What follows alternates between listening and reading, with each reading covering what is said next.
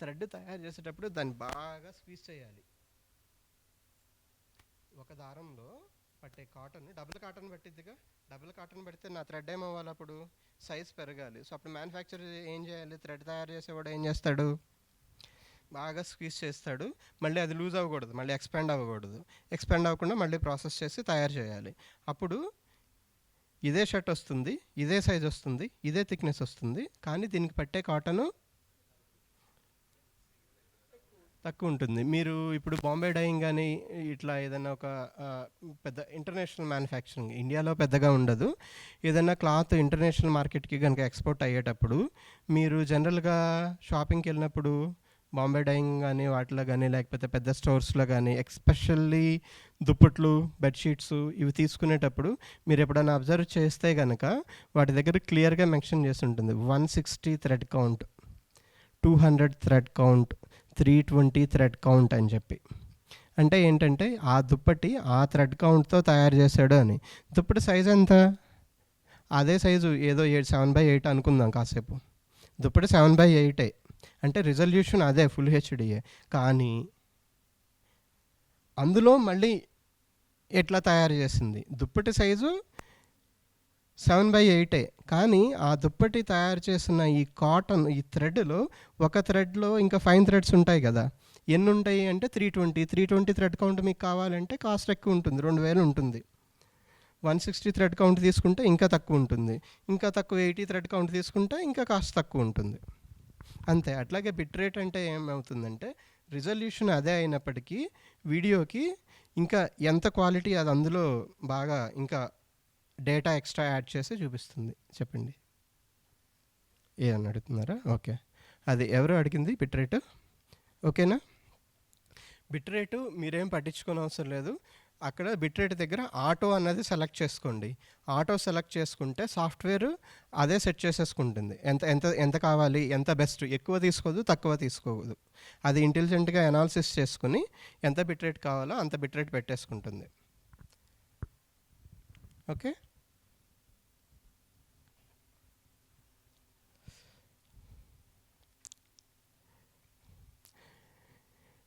ఇది చూసారా, cinema scope అని రాస్తుంది ఇక్కడ. సినిమా స్కోప్ అంటే అల్ట్రా వైడ్ అని.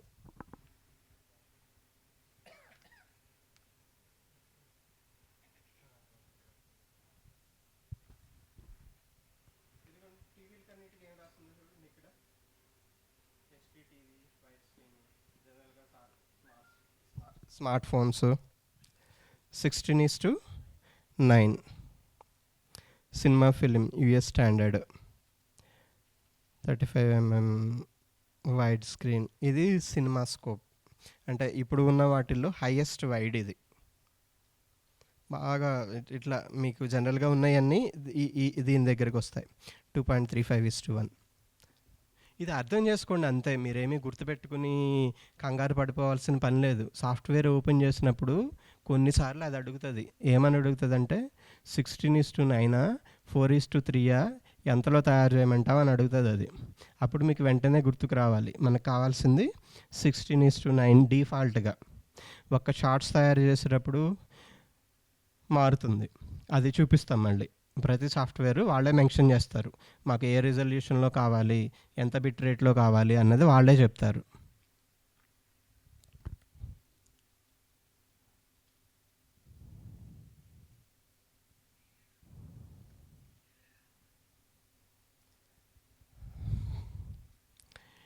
ఇక్కడ ఇంకొక చిన్న కాన్సెప్ట్, ఇది మీకు పెద్దగా పనికి రాదు కానీ జస్ట్ ఊరికే అర్థం చేసుకోండి. ఎప్పుడన్నా కనుక మీరు ప్రింటింగ్కి కనుక ఇచ్చే లెక్క అయితే, ఓకేనా, ఎక్స్పెషల్లీ పాంప్లెట్లు తయారు చేసుకునేవాళ్ళు లేకపోతే పోస్టర్లు ప్రింటింగ్ ఇచ్చేటప్పుడు మటుకు ఒక ఆప్షన్ ఉంటుంది అక్కడ, డిపిఐ అని, డాట్స్ పర్ ఇంచ్ అని. అది ఎప్పుడు కూడా 300లో ఉండేలాగా చూసుకోండి. This is for printing. మనకి ఇంటర్నెట్ మొత్తం కూడా నడిచేది 72తో, జనరల్గా బాగా ఇదైతే 150.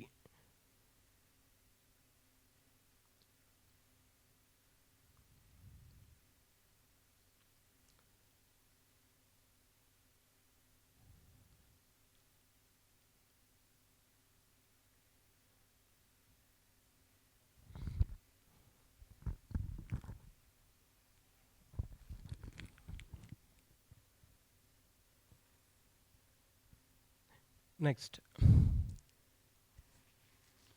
అంటే ఇక్కడ నేను చెప్పదలుచుకుంది ఏంటంటే, ఇంటర్నెట్‌లో మనం ఫోటో చూసేటప్పుడు చక్కగానే కనిపిస్తుంది మనకి.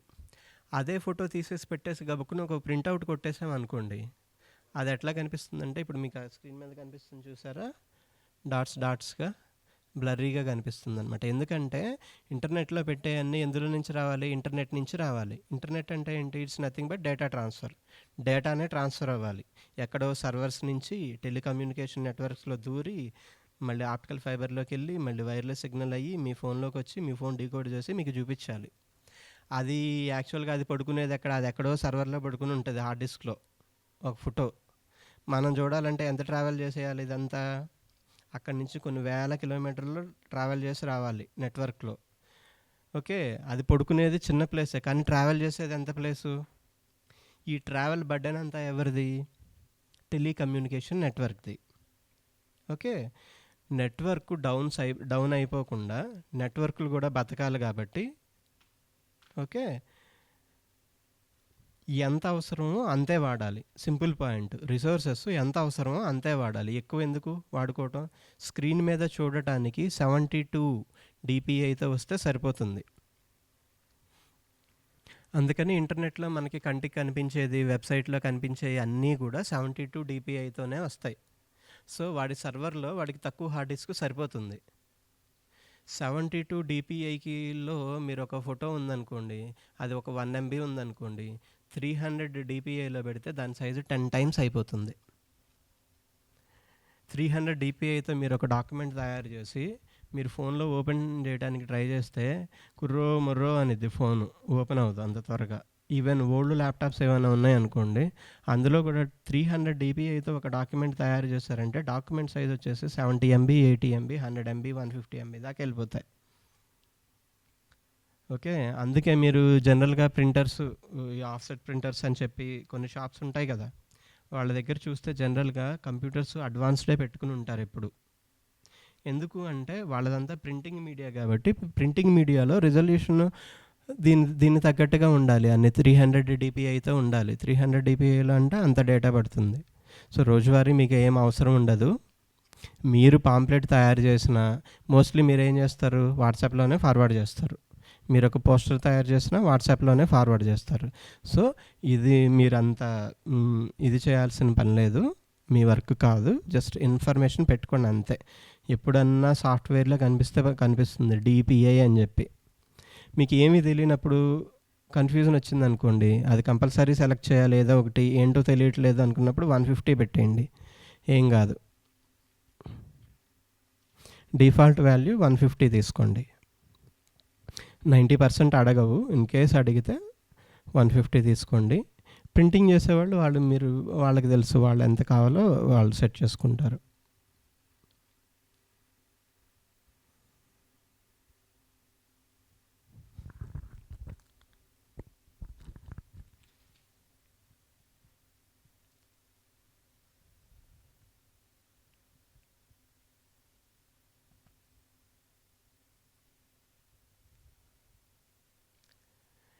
ఇది ఊరికే అండర్స్టాండింగ్ కోసం చెప్తున్నా. మనం ఇప్పుడు ప్రింటింగ్కి మాట్లాడుకున్నాం కదా, ఇప్పుడు దాకా మీరు మీ ఫోన్లు చూసారు, స్క్రీన్లు చూసారు కదా, అట్లాగే పేపర్లు కూడా చూడండి. మరి ప్రింటింగ్ చేసేది పేపర్ మీదే కదా. పేపర్లు ఎన్ని రకాలు ఉన్నాయి నాకు తెలీదు, చాలా ఉంటాయి. A2, A3, A4, లెటర్ అని, లీగల్ అని. సో ఇట్లా చాలా ఉంటాయి. వాటి సైజెస్ అవి 1:1, 4:5. సో అట్లా. సో మనకి స్క్రీన్లు ఎట్లా అయితే డిఫరెంట్ సైజెస్లో ఉన్నాయో, పోస్టర్లు కూడా అట్లాగే డిఫరెంట్ సైజులో ఉంటాయి. ఇది చూడండి ఎట్లా ఉందో. ఇది 2.35 కన్నా ఎక్కువ. మన ఫోన్లో అల్ట్రా వైడ్ ఉంది కదా, 1080x2400, దానికన్నా ఇది ఇంకా పెద్దది. ప్రింటర్స్కి ప్రింటింగ్ దగ్గరికి వచ్చేటప్పటికి ఏ సైజు కావాలంటే ఆ సైజ్ చేసుకోవచ్చు. ఎందుకంటే ప్రింటింగ్ అన్నది ఈ ఎండ్ యూజర్ దగ్గర లాస్ట్ మైల్ చాయిస్ కాబట్టి, ఎవరు ఏ రిక్వైర్మెంట్తో వచ్చినా ఆ రిక్వైర్మెంట్ ఫుల్ఫిల్ చేయగలగాలి. అందుకని చెప్పి ప్రింటింగ్ దగ్గరికి వచ్చేసరికి ఇక్కడ పెద్దగా స్టాండర్డ్స్ ఏమీ ఉండవు. నాకు ఇది కావాలంటే వాళ్ళు అది చేసి పెడతారు అంతే. మీరు ఏ సైజ్ అయినా అడగండి. ఓకే. ప్రింటింగ్కి ఏం కావాలి? ఒక బ్యానర్ కావాలి, అది ప్రింట్ చేసే ఒక ప్రింటర్ కావాలి. అదే మీకు మానిటర్ కావాలంటే తయారు చేసుకోగలమా ఇంట్లో? అది ఇక్కడ తేడా వస్తుందన్నమాట. ఎందుకంటే మానిటర్స్ కూడా మీకు ఇన్ని కంపెనీలు ఉండొచ్చు, సోనీ, శాంసంగ్ అని, కానీ యాక్చువల్గా ప్యానల్స్ ఎంతమంది తయారు చేస్తారు? హార్డ్లీ 3-4 మ్యానుఫ్యాక్చర్స్ ఉన్నారు అంతే. ఎల్జీ ఉన్నాడు, శాంసంగ్ ఉన్నారు, మ్యాక్సిమం అవే మెయిన్ ప్లేయర్స్, ఇంకెవరూ లేరు. ఎవడు తయారు చేసినా వాళ్ళ దగ్గరికి వెళ్ళి కొనుక్కోవాల్సిందే. ఓకే. అందుకని అందులో పెద్ద చేంజెస్ కనిపించవు. ఎందుకంటే బిలియన్స్ ఆఫ్ డాలర్స్ ఇన్వెస్ట్మెంట్, అది ఒక చేంజ్ చేయాలి అంటే ఊరికే అట్లా అయిపోదు. కొన్ని వందల కోట్లు, వేల కోట్ల రూపాయలు, కొన్ని సంవత్సరాలు పడుతుంది ఒక ఒక ఒక ప్యానల్ స్టాండర్డైజ్ అవ్వటానికి. ఈ స్టాండర్డ్స్ అన్నీ మీకు చెప్పినవి ఎప్పుడు అయ్యో తెలుసా? తయారు చేసి దగ్గర దగ్గర 20 సంవత్సరాల పైన అవుతుంది. ఈరోజు కూడా అవే వాడుతున్నాం. స్టాండర్డ్స్ ఎప్పుడో తయారైపోతాయి. ఫిజికల్గా తయారవ్వకముందే స్టాండర్డ్స్ ఎప్పుడో తయారైపోతాయి. ఒక స్టాండర్డ్ ఒకసారి డిజైన్ అయింది అంటే బోల్డన్ని సంవత్సరాలు దాన్ని ఎవరు టచ్ చేయరు, టచ్ చేయడానికి సాహసించరు కూడా. పేపర్ సైజెస్ గుర్తుపెట్టుకోండి మీరు, అంతే. మోస్ట్లీ ప్రింటింగ్కి మీరేం వర్క్ చేయరు. ప్రింటింగ్కి ఇచ్చేటప్పుడు ఏంటంటే మీరు కాంటెంట్ రఫ్గా తయారు చేసుకుని అక్కడ డిజైనర్కి ఇస్తారు, వాళ్ళు రెడీ చేస్తారు మీకు సైజుకి కావాల్సినట్టు. మనం ఏం చేస్తామంటే ప్రింటర్ దగ్గరికి వెళ్ళేటప్పుడు ఈ ఆంబ్లము, ఈ కాంటెంటు, ఆ ఆంబ్లము, సార్ ఫోటో ఇవల్ల పట్టుకుని మనం వెళ్తాం అక్కడికి. ఏది ప్రింట్అవుట్ కావాలంటే. డిజిటల్గా కావాలంటే మనం మన ఫోన్లో, ల్యాప్టాప్లో చేసుకోవచ్చు. కానీ ప్రింట్అవుట్ కావాలంటే ఇవన్నీ పట్టుకుని వాళ్ళ దగ్గరికి వెళ్ళాలి. సో వాళ్ళు అప్పుడు మనకి ఎంత సైజు కావాలో అడిగి అంత సైజు క్యాన్వాస్ వాళ్ళు తయారు చేసి వాటిని ఎట్లా హై రెజల్యూషన్ తీసుకెళ్ళాలో వాళ్ళకి తెలుసు, వాళ్ళు చేసుకుంటారు అదంతా. ఓకే. ప్రింటింగ్ అంటే రోజు మనం పొద్దున్నే లేచి సాయంత్రం లేచి చేయం కదా, ఎప్పుడో ఒకసారి. సో ఎప్పుడో ఒకసారి చేసేది we can give it out side. అది ఇప్పుడు మీరు రోజువారీ మనం చేసుకోవటానికి డిజిటల్గా మీరు ఎట్లా అయినా చేసుకోవచ్చు. ఓకే. ఇక్కడ యూట్యూబ్ మీకు మెయిన్ కన్సర్న్ పెట్టుకుంది ఏంటంటే యూట్యూబ్, వాట్సాప్ ప్లస్ ఇంకా ఏదైనా బిజినెస్ లిస్టింగ్ కూడా మీవి ఎట్లా చేసుకోవచ్చు మీ ఓన్గా. ఎందుకంటే రెండు కూడా కావాలి, స్పిరిచువల్ గ్రోత్, పర్సనల్ గ్రోత్ అన్నీ కలిసే ఉంటాయి. మాట్లాడుకునేటప్పుడు అన్నీ కలిపి మాట్లాడలేం కాబట్టి విడివిడిగా మాట్లాడతాం. So personal growth, spiritual growth. ఇంకా గట్టిగా మాట్లాడితే నన్ను అడుగుతాను, స్పిరిచువల్ గ్రోత్ ఉన్న వాళ్ళకి పర్సనల్ గ్రోత్ ఎక్కువ ఉండాలి, అంతే కదా. కంపల్సరీగా ఇది వాడుకోవాలి, స్పిరిచువాలిటీని అన్నిటికీ వాడుకోవాలి. పర్సనల్ అంటే స్పెషల్గా ఏముంది, మన లైఫ్ ఉన్నది ఒక్కటే లైఫ్, మన లైఫ్, మన ఫ్యామిలీ. ప్రపంచం మొత్తం చేయకపోయినా సరే అట్లీస్ట్ ఫ్యామిలీ. అందరినీ పీస్ఫుల్గా చేయలేము, అన్ని చోట్లకి వెళ్ళి వర్క్ చేయలేము. మన ఇంట్లో మన బిజినెస్, మన ఇల్లు, అట్లీస్ట్ ఇక్కడి వరకు ఫస్ట్ చేయగలిగామనుకోండి, దీంతో పాటుగా చేసుకుంటూ వెళ్తాం అన్నీ. అట్లాగే బిజినెస్ లిస్టింగ్ ఎట్లా చేసుకోవాలి, బిజినెస్కి మీరు వీడియోస్ ఎట్లా తయారు చేసుకోవచ్చు, ఫొటోస్ ఎట్లా చేసుకోవాలి అన్నది చూద్దాం. ఇవి ఇప్పుడు దాకా నేర్చుకున్నది ఏంటి అంటే ఇది తయారు చేయటం కాదు, ఇది స్టాండర్డ్స్. ఇవి స్టాండర్డ్స్ ఫాలో అవుతాం అంతే. ఇంకా యాక్చువల్గా కాంటెంట్ తయారు చేయటం అన్నది మనకు వస్తుంది నెక్స్ట్. యాక్చువల్గా కాంటెంట్ తయారు చేయటం అన్నది నెక్స్ట్ చూద్దాం. ఇప్పుడు దాకా మనం తయారు చేసుకున్నది ఏంటి అంటే ఒక ప్లాట్ఫామ్ తయారు చేసుకున్నాం. ఈ ప్లాట్ఫామ్ లేకుండా తయారు చేసుకుని చేయొచ్చు, కానీ అది పద్ధతి కాదు. సో స్టాండర్డ్స్ తీసుకుని ఈ స్టాండర్డ్స్లోనే మీరు ఏ వర్క్ చేసినా ఇట్లాగే చేయాలి. ఓకే. నెక్స్ట్ ఇప్పుడు నా స్క్రీన్ కనిపిస్తుంది కదా, ఇప్పుడు నా స్క్రీన్ చూడండి. నా స్క్రీన్ ఇది ఏ రెజల్యూషన్లో ఉందో చూద్దాం. ఇదిగోండి డిస్ప్లే రెజల్యూషన్ ఎంత ఉంది ఇక్కడ. ఓకే, కనిపించకపోవచ్చు.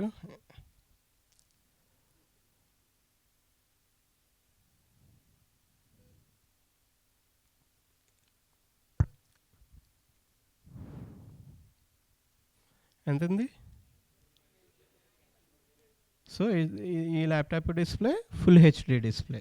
ఓకే, ఇది ఇట్లా ఉంచి అర్థం కావటం కోసం అమెజాన్లోకి వెళ్ళి ఏం కొందాం, టీవీలు కొందామా? చూద్దాంలే, మొబైల్ కూడా వద్దాం.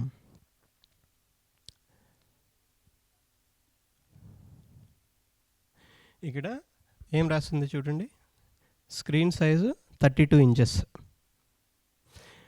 పక్కన రిజల్యూషన్ ఏమైనా మెన్షన్ చేశారా వాళ్ళు? దెబ్బలు పడతాయి, సరిగ్గా చూసి చెప్పాలి. హెచ్డి రెడీ అంటే ఎంత రిజల్యూషను? 720p. ఫస్ట్ది ఓకే ఫైన్, 720p చెప్తే ఐఎమ్ హ్యాపీ. 1280/720.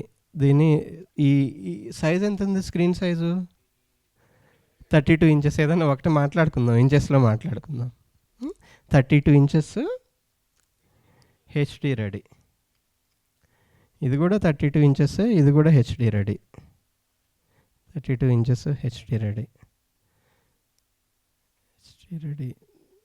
HD ready. ఇక్కడ ఏదో 43 ఇంచెస్ వచ్చింది, చూద్దాం ఒక్క నిమిషం.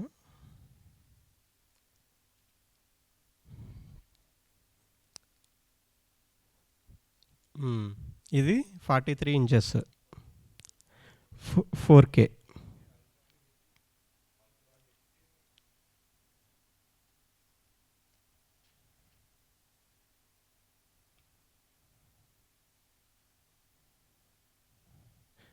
ఇది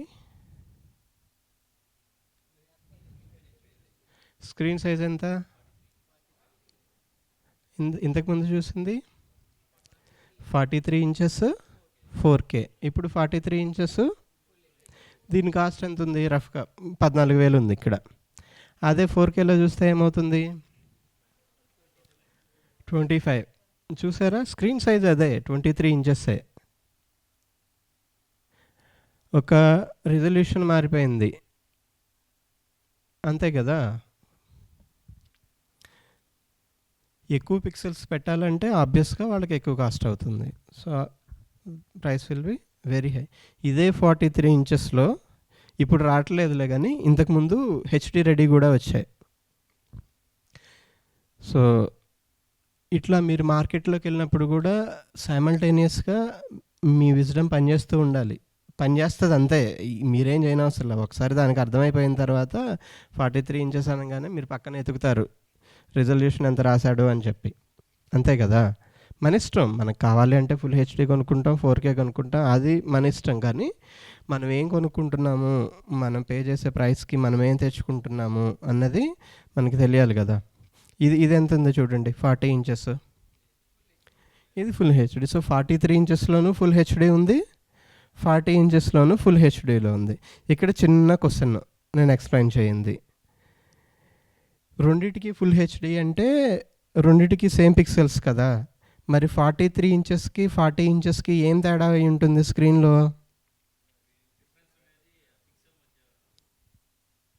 ఇందాక డిపిఐ ఫ్యాక్టర్ చూసామే ఒకటి, ఒకే ప్లేస్లో అంటే ఒక ఇంచెస్, డాట్స్ పర్ ఇంచ్ అంటాం, లేకపోతే పిక్సెల్స్ పర్ ఇంచ్ అంటాం. అది స్లైట్గా వేరీ అవుతుంది. మీ ఫోన్ స్క్రీన్ ఎంత ఉంది? ఇంత ఉంది, 6 ఇంచెస్. ఇది 40 ఇంచెస్.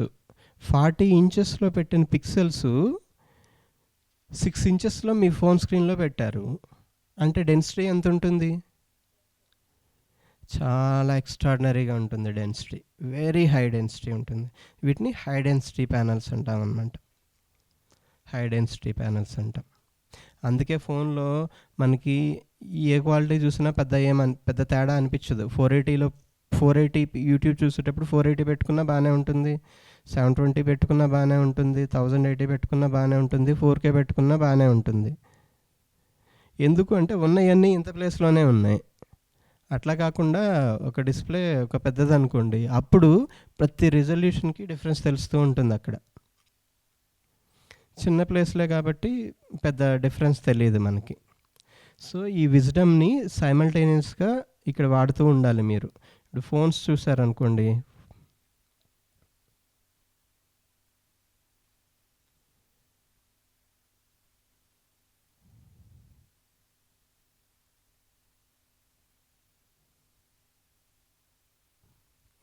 ఏమైంది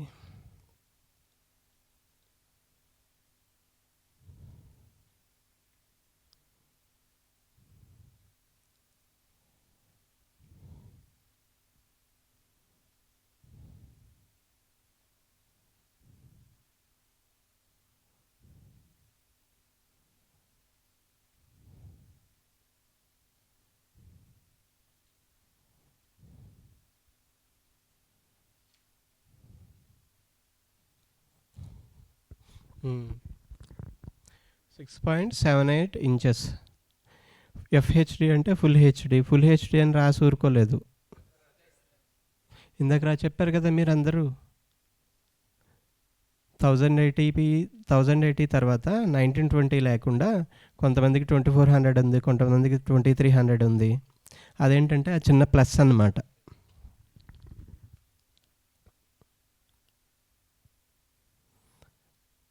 ప్లస్ అండ్ ఎగ్జాక్ట్గా ఎంత అంటే ఓపెన్ చేస్తేనే తెలుస్తుంది మనకి.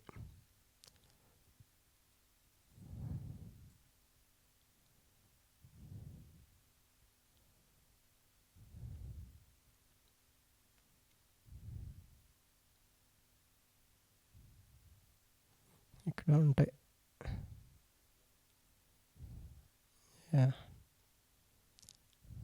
Full HD plus specifications.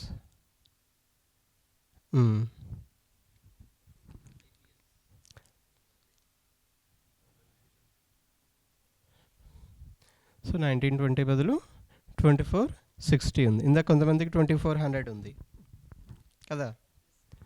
So slight variations, అందుకని జస్ట్ ప్లస్ మైనస్లో ఎవరు పెట్టుకోరలే కానీ ప్లస్ అని పెట్టుకుంటారు. Full HD plus. అట్లాగే కొన్నిసార్లు మీరు క్యూహెచ్డి అని కూడా చూస్తారు. అది కూడా ఇంతే, ప్లస్కి కన్నా కొంచెం ఎక్కువ, 4K కన్నా తక్కువ అని. ఫర్ ఎగ్జాంపుల్ ఇక్కడ మీ అందరికీ 1080 కామన్గా ఉంది. ఓకే, కొన్ని చోట్ల ఈ 1080 ఏమవుతుందంటే 1440 అవుతుంది. 4K అయితే 2160, 1440 వచ్చేటప్పటికి క్యూహెచ్డి అంటారు.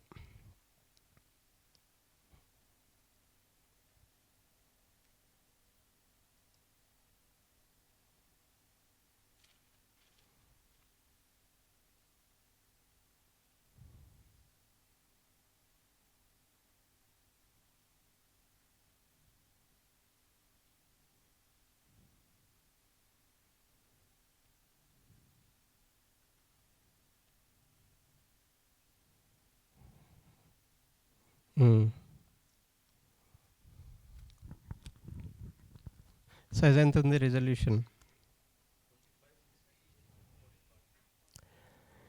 ఫుల్ హెచ్డికి ఎక్కువ, 4Kకి తక్కువ. కొంచెం ఎక్కువ అయితే వాళ్ళు ప్లస్ అని పెట్టుకున్నారు. అట్లా కాకుండా somewhere it will come in the middle అనమాట. ఎగ్జాక్ట్గా మిడిల్లో వస్తుంది, సమ్వేర్ మిడిల్. సో అప్పుడు ఏం చేస్తారంటే 2560 అంటారు, సారీ 1440p అంటాం వీటిని. 1440p మానిటర్స్ అంటాం.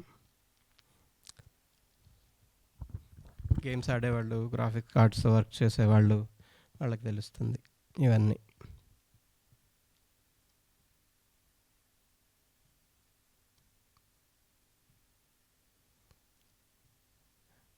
ఓకే,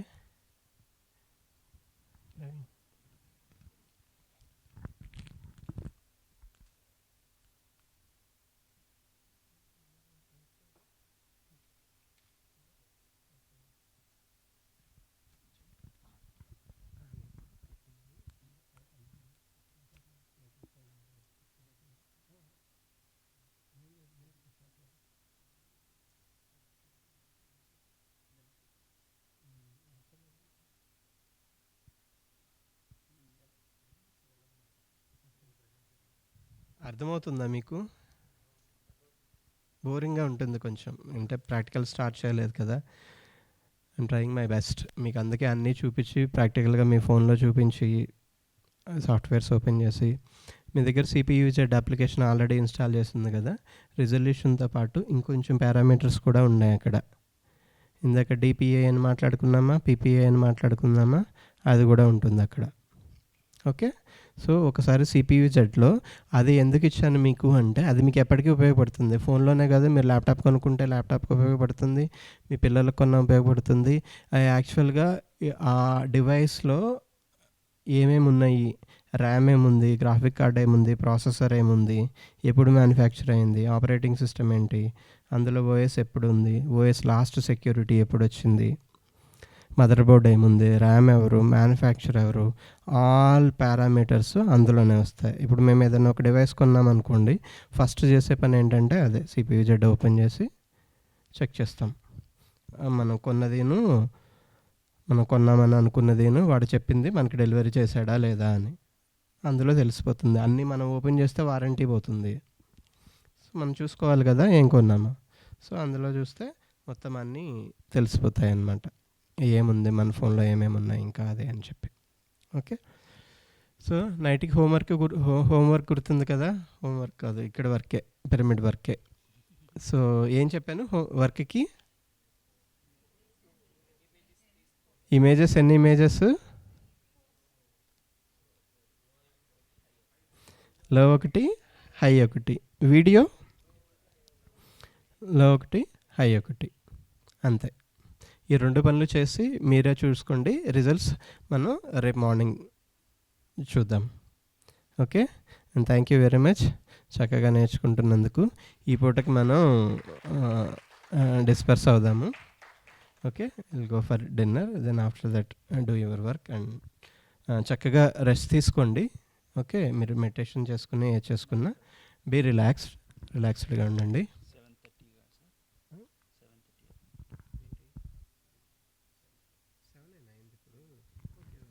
సారీ, నేను 8 అయిపోయిందేమో అనుకున్నాను. Okay, will continue 1 more session. Okay, just ఒక 5 minutes, జస్ట్ 5 minutes అట్లా రిలాక్స్ అయ్యి వచ్చేసాయండి.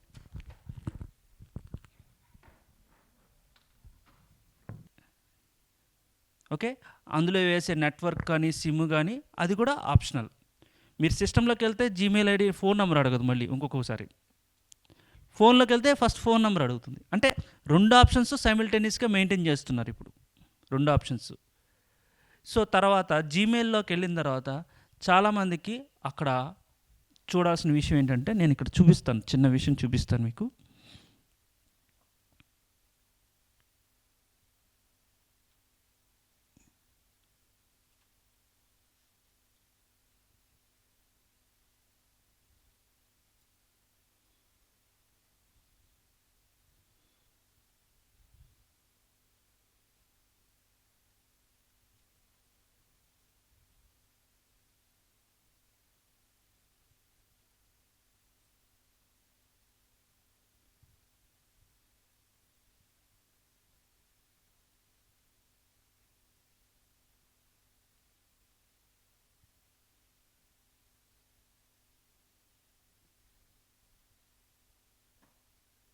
మ్యాక్సిమం చూడకుండా ఉంటారు ఎవరు. ఇది search bar, one of the world first best. Google search bar is the best method అనమాట. అందరూ మనం ఎత్తుక్కోవడానికి చాలా తొందరగా వెతికి చూపించేది ఇది search bar. Search engine, bar కూడా కాదు, పొడుగ్గా ఉంది కాబట్టి బార్ అని చెప్తాము, యాక్చువల్లీ సర్చ్ ఇంజిన్. ఓకే, తర్వాత మనము అక్కడ పైన చూస్తే మనం దాని బ్రౌజర్ పేరు మోజిలా ఫైర్ ఫాక్స్లో గూగుల్ సర్చ్ ఇంజిన్ చూస్తున్నాం అనమాట. ఓకే, గమనించండి, మోజిలా అనేది ఆ రైట్ కార్నర్లో తెలుస్తుంది, ఇంకొని ఇక్కడ ఉంటుంది. సో ఒక బ్రౌజర్లో మనం ఒక గూగుల్ సర్చ్ ఇంజిన్ అనేది చూస్తున్నాం. ఇక్కడ చూడండి, జీమెయిల్ అనే ఆప్షన్ కనబడుతుందండి మీకు స్క్రీన్ మీద. జీమెయిల్ అండ్ నెక్స్ట్ వాడు ఇమేజెస్ అని ఎందుకు పెట్టాడు చెప్పండి. మా గూగుల్ సర్చ్లో ఫస్ట్ మీరు జీమెయిల్ అకౌంట్ అయినా యాక్సెస్ చేసుకోండి, నెక్స్ట్ ఇమేజెస్ అయినా. ఇంకా ఈ 2 ఆప్షన్స్ కాకుండా మల్టీ ఆప్షన్స్ ఎక్కడ ఉన్నాయంటే ఆ పక్కన 9 డాట్స్ ఉన్నాయి, చూసారా ఎప్పుడైనా? ఈ 9 డాట్స్ని ఇంకా ఉన్నాయి, ఇంకా లోతులో చాలా ఉన్నాయి మా దగ్గర. అవన్నీ మీరు ఫీచర్స్ చూడండి, మా ఫీచర్స్ ఇన్ని ఉన్నాయి అని చెప్తుందనమాట. మన ఈ ఫీచర్స్లో కొన్ని ఫీచర్స్ మనం రేపు ప్రాక్టికల్స్ కూడా చేస్తాము. తర్వాత ఇప్పుడు ఎప్పుడైనా మనం ఈమెయిల్ అకౌంట్స్ ఎక్కువ ఉన్న వాళ్ళు ఎంతమంది ఉన్నారు ఇక్కడ? Above five. సో ఇవి మెయింటైన్ చేయడం చాలా కష్టం. నా దగ్గర 6 or 7 ఉంటాయి నా దగ్గర. అంటే ఎలా అంటే ఇవి మెయింటైన్ చేయడంలో ఎప్పుడు ఏ మెయిల్తో మనము అక్కడ ఓపెన్ చేసాము, గూగుల్ ఫాము కానీ అవన్నీ ఐడెంటిఫై చేయాలి. ఇప్పుడు రైట్ సైడ్ కార్నర్లో ఉంది చూడండి, ఇప్పుడు ఇక్కడ right side corner save soil కనబడుతుందా? కనపడిందా? ఈ సేవ్ సాయిల్ కొట్టుకొని కింద ఇంకా ఎన్నో కనబడుతున్నాయి, ఇంకా మెయిల్ ఐడీస్ కనబడుతున్నాయి. సో యాక్చువల్లీ అలా మెయిల్స్ని మనము ఆ సర్కిల్ ఆ ప్రొఫైల్ పిక్ని టచ్ చేసి మన ప్రొఫైల్ పిక్స్ పెట్టుకుని మన మెయిల్స్ని చూసుకోవాలి. ఓకే, ఏ మెయిల్ యాక్సెస్ కావాలంటే ఆ మెయిల్ యాక్సెస్. ఒక్కొక్కసారి కొంతమందికి బిజినెస్కి ఒక మెయిల్ యాక్సెస్ ఇస్తారు, ఎడ్యుకేషన్కి ఒక మెయిల్ యాక్సెస్ ఇస్తారు, ఇలాగ క్లాసెస్కి వాటికి ఒక మెయిల్ యాక్సెస్ ఇస్తారు. ఎందుకు అంటే దేని ఉండే ప్రొడక్టివిటీ దానికి ఉంటుందన్నమాట.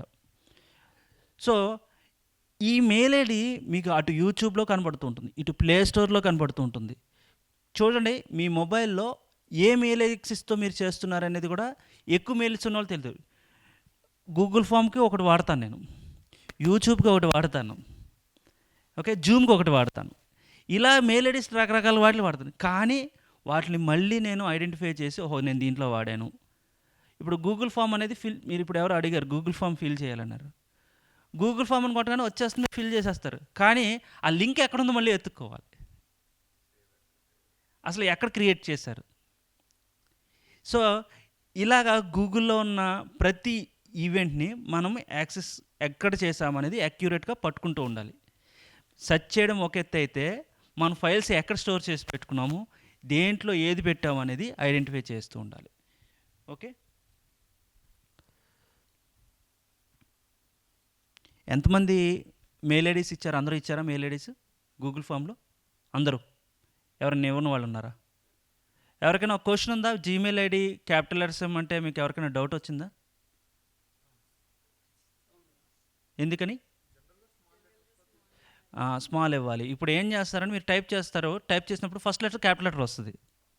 అన్ని క్యాపిటల్ లెటర్స్ ఇవ్వడం వల్ల తర్వాత నేను ఏంటంటే అన్ని క్యాపిటల్ లెటర్స్ కాబట్టి నేను స్మాల్ లెటర్స్ చేసుకోవడం నాకు ఈజీ అవుతుంది. ఇప్పుడు స్మాల్ లెటర్ ఉండాల్సిన ప్లేస్లో క్యాపిటల్ లెటర్ పెడితే యాక్సెస్ ఇవ్వదు మనకి. ఓకే, సో కోడింగ్ కూడా మనకంతా స్మాల్ లెటర్స్లోనే మనకి జీమెయిల్ అనేది ఇవ్వడం జరిగింది.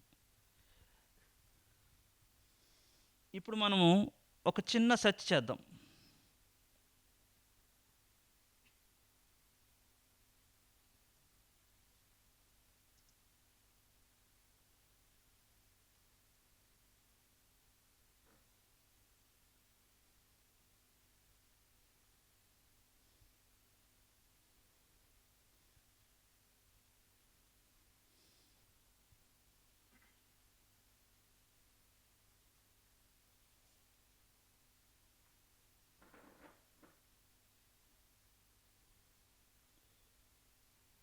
నేను గూగుల్ మీనింగ్ ఏంటి అని అడిగాను అనమాట. అంటే నేను సరిగ్గా అడగలేదు. ఓకే, గూగుల్ మీనింగ్ అంటే నేను సరిగ్గా అడగలేదు. అడగకపోవడంతో అది ఇచ్చిన ఇన్ఫర్మేషన్ ఒక రకంగా 1930s ఒక క్రియేట్ చేసిందనేది అమెరికన్ క్రియేట్ చేశారని చెప్తున్నారు.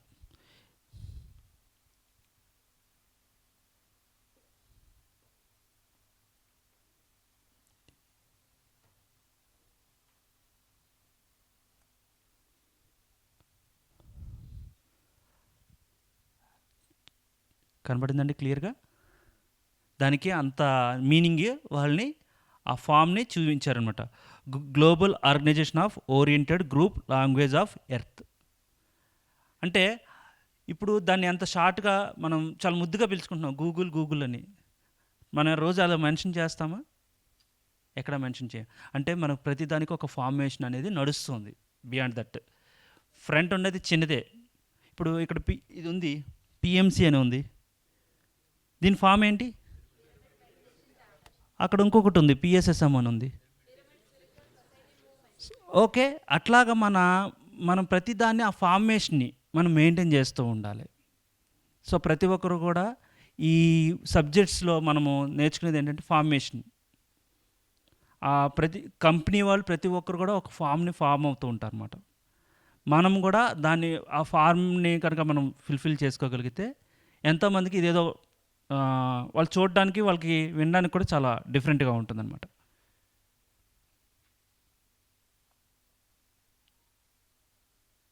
ఓకే, ఇప్పుడు మీ జీమెయిల్ స్టోరేజ్ ఎంత ఉందో ఎంతమంది చూసుకున్నారు? ఈ క్వశ్చన్స్ అడుగుతున్నా అంటే రేపు మీకు ఎంతవరకు నేను రేపు చెప్పాలనేది చూసుకోవడానికి కోసం అన్నమాట. స్టోరేజ్ ఫుల్ చూసుకున్నారు కదా, ఐడియా ఉంది కదా? ఓకే, స్టోరేజ్ ఎక్కువ అవ్వడానికి, స్టోరేజ్ లిమిట్గా ఉండడానికి ఏం చేయాలి? జీమెయిల్ ఉంది, స్టోరేజ్ అయిపోయిందనడానికి, స్టోరేజ్ తగ్గించుకోవడానికి ఏం చేయాలి? సో ట్రాష్ చేస్తూ ఉండాలి ఒకటి, ఇంకా డ్రైవ్ కాల్ చేస్తుండాలి. అసలు మీకు అసలు అందులోకి ఎలా వెళ్తుంది? అసలు అంత డేటా ఎట్లా వెళ్తుంది? గమనించుకున్నారా ఎప్పుడైనా? ఓకే, యాడ్స్ వస్తుంటాయి, ప్రమోషన్స్ వస్తుంటాయి, వాటిని ట్రాష్ చేసేసరికి మన తలప్రాణం తక్కువ వస్తుంటుంది. ఓకే, ఇంకా ఆటో బ్యాకప్, ఇది అన్వాంటెడ్ ఫొటోస్. ఓకే, ఇంకా ఇంకో బ్యాకప్ అనేది పెట్టామంటే ఖచ్చితంగా అది తొందరగా తీసుకుంటుంది. అదొకటి బాగా మనం బాగా నోటిఫై చేయాల్సింది ఏంటంటే బ్యాకప్. ఓకే, సో ఇప్పుడు ఈ బ్యాకప్ అనేది మనం లిస్టింగ్ చేసుకోవాలి, ప్రియారిటీ ఇచ్చుకోవాలి. ఓకే, డ్రైవ్ని ఎవరి ఇయర్కి ఒక 15 GB మాత్రమే మనము స్టోర్ చేసుకోవడానికి ఉంది. ఎవ్రీ ఇయర్ కాదు, జస్ట్ ఒక మెయిల్ ఐడిలో 15 GB మాత్రమే యాక్సెస్ ఉంది.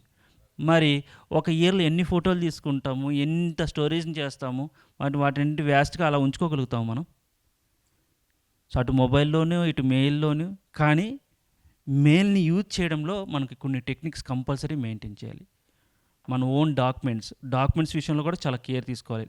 లాక్ సిస్టమ్ పెట్టుకోవాలి. డాక్యుమెంట్స్ ఊరికే మనం అప్లోడ్ చేసి పెట్టుకోవడం కాదు, డాక్యుమెంట్స్ కూడా లాక్ చేసుకోవాలి.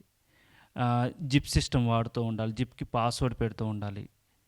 అంటే జీమెయిల్ అనే దాన్ని ఒక 2 to 3 GB వరకు మన పర్సనల్ ఇన్ఫర్మేషను, ప్రతి పర్సనల్ ఇన్ఫర్మేషన్ అందులో పెట్టమని కాదు. ఇప్పుడు ఎక్కడికో ట్రావెలింగ్లో వెళ్తారు కూడా, సర్టిఫికెట్లు పట్టుకెళ్ళకపోవచ్చు. సో నీడ్ ఉంటే అవి డౌన్లోడ్ చేసుకోవాలి.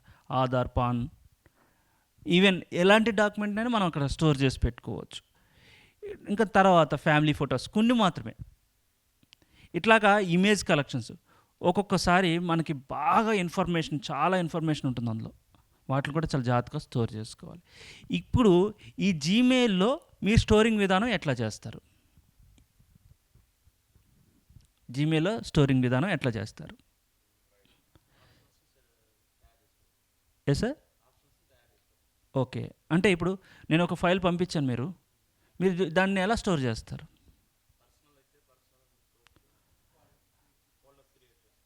నేను నా నుంచి మీకు ఒక మెయిల్ పంపించాను, ఒక డాక్యుమెంట్, దాన్ని ఎలా స్టోర్ చేస్తారు? ఎస్, వెంటనే దాన్ని ఆ జీమెయిల్లో మనం చూస్తే యాడ్ టు డ్రైవ్ అనే ఆప్షన్ వస్తుంది, డ్రైవ్లో సేవ్ అవుతుంది.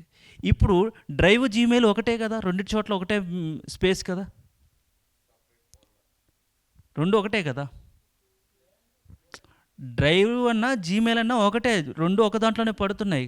కానీ యాడ్ టు డ్రైవ్ కొడితే మనం ఎప్పుడైనా చూసుకోవడానికి ఉంటుంది, లేదంటే ట్రాష్లోకి వెళ్ళిపోతుంది. ఇది ఇక్కడ ట్రాష్ చేయాల్సింది ఏంటి, డ్రైవ్లో సేవ్ చేయాల్సింది ఏంటి అనేది డిఫరెన్స్ తెలియాలి. ఇప్పుడు నేను ఒక 150 MB ఫైల్ పంపించాను మీకు, అది ఫ్లెక్సే అనుకుందాం. నాకు అప్పుడప్పుడు రామాచారి గారు పంపిస్తూ ఉంటారు ఫ్లెక్స్లు. అది ఒక 60 MB ఫైల్. ఆయన ల్యాప్టాప్లో చూస్తే అది 300 MB ఫైల్ ఉంటుంది. నా ల్యాప్టాప్ నాకు పంపించేసరికి 60 MB ఫైల్ ఉంటుంది. సార్ ఏంటి సార్ ఫైల్ సైజ్ చిన్నగా ఉంది అడిగితే ఆయన చెప్తారనమాట, ప్రింట్ ఏంటంటే సార్ మంచి క్వాలిటీ వస్తుంది అంటారు. అంటే ఇవాళ మనం చెప్పిన సబ్జెక్ట్లో అది అట్లా ఉంటుందన్నమాట. ఇప్పుడు ఆ 150 ఫైల్ని డ్రైవ్లో పెట్టుకుని మళ్ళీ జీమెయిల్లో కూడా ఉంటుంది, జీమెయిల్లో ఎప్పుడు ఎత్తుక్కోవచ్చు. కానీ డ్రైవ్లో స్టోర్ చేస్తే మాత్రం డ్రైవ్లో ఉండిపోతుంది. అందుకని మనం మెయిల్స్లో వచ్చినప్పుడు ఆల్రెడీ పంపించిన వాళ్ళ నుంచి వాళ్ళు డిలీట్ చేయకపోతే మన దగ్గర ఉంటుంది. వాళ్ళు డిలీట్ చేయకపోతే, వాళ్ళ డ్రైవ్ నుంచి పంపించారో, మెయిల్ నుంచి పంపించారో, వాళ్ళు డిలీట్ చేయకపోతే ఉంటుంది. ఒకవేళ డిలీట్ చేస్తే ఉండదు. అప్పుడు దాన్ని సేవ్ టు డ్రైవ్ చేయాలి. ఇంకొకటి ఏంటంటే, దాన్ని మనం ప్రతి ఒక్కరం కూడా మనం చేయాల్సిన ముఖ్యమైన పని ఏంటంటే, డ్రైవ్ వాడుతున్నప్పుడు మ్యాక్స్ టు మ్యాక్స్ జీమెయిల్ కన్నా డ్రైవ్కి ప్రియారిటీ ఇవ్వాలి. ఎందుకంటే జీమెయిల్ 25 MB ఫైల్ మించి యాక్సెస్ తీసుకోదు. 25 MB ఒక ఫైల్ 25 MB మాత్రం తీసుకుంది. అదే డ్రైవ్ అయితే ఎంతైనా తీసుకుంటుంది. డిఫరెన్స్ గమనించారా ఎప్పుడైనా? అది డిఫరెన్స్ గమనించారా? ఒక 5 ఫోటోలు మాత్రమే తీసుకుంటుంది, అంతకుమించి ఎక్కువ తీసుకోదు. 25 MB దాటిందంటే తీసుకోదు యాక్సెస్. ఈ మధ్యన కొత్తగా ఏమైనా అప్గ్రేడ్ చేసి ఉంటే నాకు తెలిసి ఒక 50 MBకి ఎంతకో పెంచి ఉండొచ్చు. కాబట్టి ఆ ఫైల్స్ని మాత్రం అప్లోడ్ చేసినప్పుడు డ్రైవ్లోకి అప్లోడ్ చేసుకోవాలి. ఓకే, సో ఇవన్నీ మనం రేపు ఒక్కొక్కటి ఇప్పుడు చూపిస్తామంటే టైం అయిపోతుంది, మళ్ళీ మధ్యలోంచి మళ్ళీ గ్యాప్ ఇవ్వాలి. అంటే ఏమేమి కంటెంట్స్ చెప్పుకుంటాం అనేది చెప్పుకుంటాం అనమాట. ఇంకా ఆన్లైన్ ఫామ్స్. ఇప్పుడు ఆన్లైన్లో ఒక నలుగురు కూర్చుని ఒకే పని చేస్తున్నారు. పోనీ ఒకే వ్యాపారం 4 చోట్ల నడుస్తుంది. ఒకే బిజినెస్ 4 ప్లేసెస్ నడుస్తుంది. డైలీ అందరూ కూడా రిపోర్ట్ చేయాలి ఎట్ ఎ టైం. ఎట్లా అవుతుంది? సో మళ్ళీ ఈ జీమెయిల్ అనే దాంట్లో గూగుల్లో 2-3 ఆప్షన్స్ ఉన్నాయి. ఒకటి ఫస్ట్ది ఏంటంటే గూగుల్ ఎక్సెల్ షీట్ ఉంటాయి అన్నమాట, షీట్స్ ఉంటాయి. ఆ షీట్లని మనము కనుక నేను షీట్ని క్రియేట్ చేస్తే నా మెయిల్ నుంచి మిగతా వాళ్ళందరికీ షేరింగ్ ఇవ్వాలి. ఇవన్నీ ఎందుకు చెప్తున్నానంటే మేము చేసే సెషన్స్ అన్నిటిలో కూడా మాకు ఫస్ట్లో ఒంటరి పోరాటం ఉండేది. తర్వాత 4-5 రంగంలో దిగుతారు. ఆ 4-5 కూడా వర్క్ యాక్సెస్ చాలా సింపుల్గా చేసేస్తారనమాట. ఒక్కొక్కరితో ఒక్కొక్క వర్క్ అనమాట. ఈ షేరింగ్ అనేది చాలా చాలా అవసరం. ఇప్పుడు మీ దగ్గర డేటా ఉంది, మీ డేటా మీరు వర్క్ చేయలేకపోతున్నారు, ఎవరికైనా షేర్ చేస్తే ఆ వర్క్ అవుతుందని మీరు ఐడెంటిఫై చేయాలి. అన్ని డేటాలు ఇవ్వాలంటారా? కాదు. మనం ఏంటంటే స్ప్రెడర్స్. మనం ఎవరండి? స్ప్రెడ్ చేసేవాళ్ళం. అంటే ఇది ఎంత దూరం కావాలంటే అంత దూరం స్ప్రెడ్ చేయడానికి రెడీగా ఉన్నవాళ్ళు, ఇది పలానా వాళ్ళకి ఇస్తే వర్క్ జరుగుతుందని ఐడెంటిఫై చేయాలి. ఈ గూగుల్లో ఇచ్చిన ఈ యాక్సెస్ చాలా బాగా ఉపయోగపడుతుంది అనమాట. మనము ఎట్ ఎ టైం అవతల వాళ్ళు ఏ వర్క్ చేస్తున్నారో చూడొచ్చు, మనం ఏం వర్క్ చేస్తున్నారో వాళ్ళు చూడొచ్చు అనమాట. Okay. So at the same time మనం చేయాల్సిన ఈ యాక్సెస్, ఎక్సెల్ షీట్ యాక్సెస్ అనేది మనం చాలా క్లియర్గా ఐడెంటిఫై చేయాలి. దీని గురించి కూడా చెప్తాను. ఈ ఎక్సెల్ షీట్ యాక్సెస్ చేయడం అనేది వస్తేనే మీకు గూగుల్ ఫామ్ అనేది ఉపయోగపడుతుంది. సో ఎక్సెల్ షీట్లో మీరు ఆన్లైన్ షీట్ చేశారనుకోండి, మీరు ఎక్కడికి వెళ్ళినా సరే అది ఓపెన్ చేసి పలానా రోజు నేను ఎంత చేశాను, ఓకే ఇట్లా చేశానని మీరు చెక్ చేసుకోగలుగుతారు. ఓకే. ఇంకా నెక్స్ట్ వచ్చి గూగుల్ ఫామ్ గురించి రేపు డైరెక్ట్ లైవ్లోనే చెప్తాను. ఓకే. షేరింగ్ అనేది మాత్రం ప్రతి ఒక్కరు కూడా అవతల షేరింగ్ చేసేటప్పుడు, ఇప్పుడు నేను క్యాపిటల్ లెటర్స్ అడిగాను కదా, ఏ మాత్రం క్యాపిటల్ లెటర్ కాకుండా ఏ మాత్రం ఒక్క లెటర్ మిస్ అయినా అవతల వాళ్ళకి యాక్సెస్ వెళ్ళదు. యాక్సెస్లో మళ్ళీ 2 రకాలు ఉంటాయి, నాన్ ఎడిటబుల్, ఎడిటబుల్. యాక్సెస్ అనేది కూడా ఎప్పుడు ఎడిటబుల్ ఇవ్వాలంటే అవతల వాళ్ళ మీద మీకు బలంగా నమ్మకం ఉంటే వాళ్ళకి ఎడిటబుల్ ఆప్షన్ ఇవ్వాలి. లేదంటే దానికి కూడా మనం వెయిట్ చేయాలి. ఎవరికి ఎడిటబుల్ ఇవ్వాలి, ఎవరికి ఎడిటబుల్ ఇవ్వాలి కూడా తెలుసుకోవాలన్నమాట. ఓకే.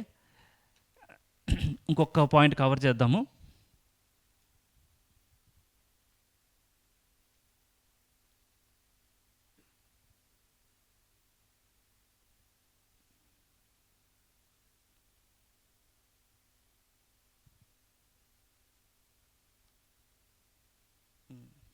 ఓకే, చిన్నది.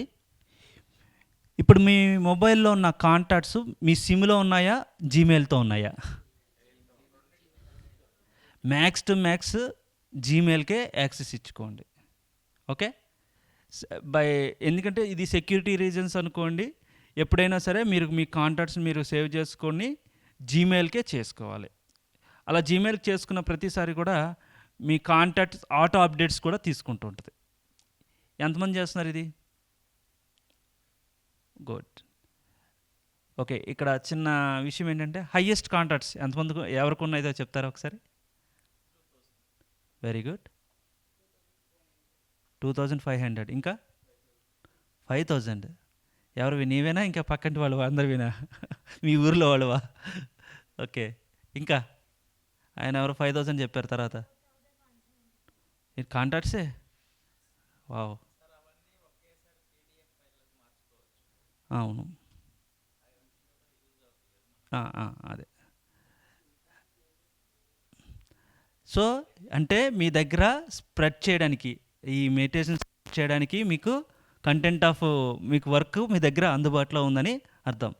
సో ఈ 5000 కాంటాక్ట్స్, 6000 కాంటాక్ట్స్, 10,000 కాంటాక్ట్స్ ఎన్ని ఉన్నాయనేది కాదండి, మన దగ్గర ఉన్న కంటెంట్ ఏదైతే ఉందో దాన్ని మనం స్ప్రెడ్ చేస్తున్నామా లేదా, అది చాలా ఇంపార్టెంట్. అందరికీ వాళ్ళు మనకు తెలిసి ఉండాలనుకోక్కర్లేదు. మనం వాళ్ళకి ఇన్ఫర్మేషన్ పాస్ చేయడానికి మన దగ్గర ఎంతవరకు కాంటాక్ట్స్ అసలు కాంటాక్ట్స్ వల్లే మనకి ఎంతో వర్క్ జరుగుతుంది. ఓకే. ఆ, అందరికీ జీమెయిల్ ద్వారా ఫేస్బుక్ ఐడీస్ ఉన్నాయా? ఎంతమందికి ఉన్నాయి ఫేస్బుక్ ఐడీస్?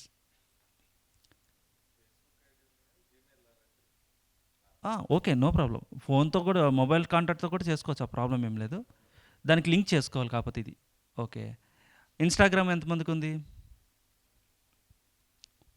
ఓకే, 40 to 60 50% అబోవ్లోనే ఉన్నారు అందరూ. అంటే ఇప్పుడు మనం ఈ ప్రోగ్రామ్కి యొక్క నెక్స్ట్ మనం చేసే వర్క్ అంతా వాటి మీదే ఉంటుంది. ఒక ఒక డే అంతా కూడా ఫేస్బుక్ మీద నడుస్తే, ఓ డే అంతా ఇన్స్టాగ్రామ్ మీద నడిస్తే, ఓ రోజంతా అంటే డైలీ వాట్సాప్ నడుస్తూనే ఉంటుంది మన దగ్గర. ఓకే, డైలీ నడుస్తూనే ఉంటుంది. ఓకే. కాంటాక్ట్స్ అయిపోయినాయి, జీమెయిల్ అయిపోయింది, డ్రైవ్ కూడా మనం టచ్ చేసాం. Actually Google form, Google sheet, Google word ఎందులో ఉంటాయి?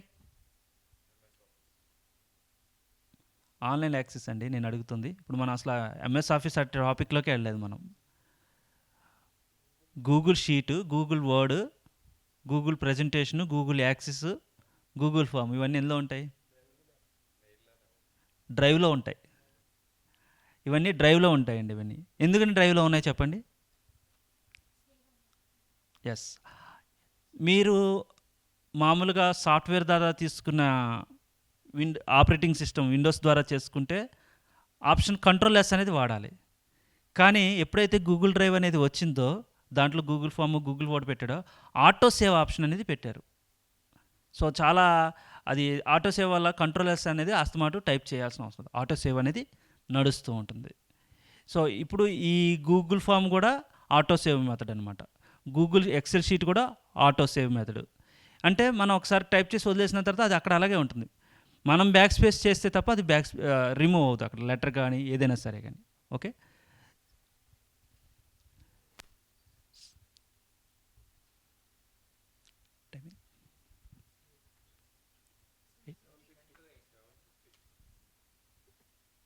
ఇంకో 10 minutes.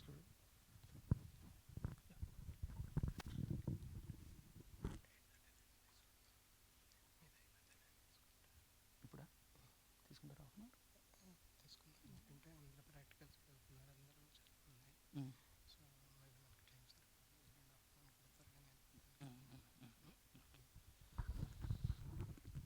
Okay, then good. ఇది ఫ్రెండ్స్ ఇప్పటివరకు చెప్పిన పాయింట్స్, ఇవి ఇంకా డెప్త్గా రేపు వెళ్తాయి. సో ఇప్పుడు మీకు డెప్త్గా వెళ్ళేటప్పుడు మీకు ఎక్కడక్కడ మీకు ఐడియా లేకో, డౌట్స్ ఉండో, ఏదో నేను చెప్పిన టాపిక్స్లో ఉంటాయి. అవన్నీ నేను చూసుకుంటూ వెళ్తుంటాను. మీరు అబ్జర్వ్ చేసుకోండి. మీ అబ్జర్వేషన్లో నేను పలానాది మిస్ అయ్యానంటే మాత్రం మళ్ళీ రివైజ్ చేసుకుందాం. ఓకే. మరి వచ్చింది సార్ మరి. ఓకే. సో సెషన్ ఏమో మన శివకోటి సార్కి ఇద్దాము.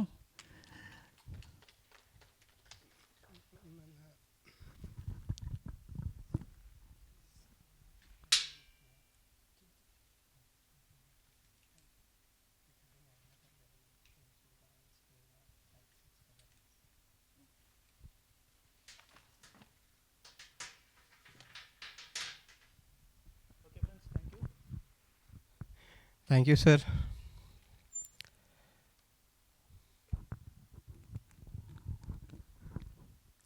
మీలో ఎంతమందికి ల్యాప్టాప్స్ ఉన్నాయి? ప్లీజ్ హ్యాండ్ లిఫ్ట్ చేయండి. ఉన్నాయా? 1 2 3 4 5 6 7 8 9. ఓకే. ఎంతమంది ఇక్కడికి ల్యాప్టాప్ తీసుకొచ్చారు? 1 2 3 4 5 6. Okay, 9 members. Fine.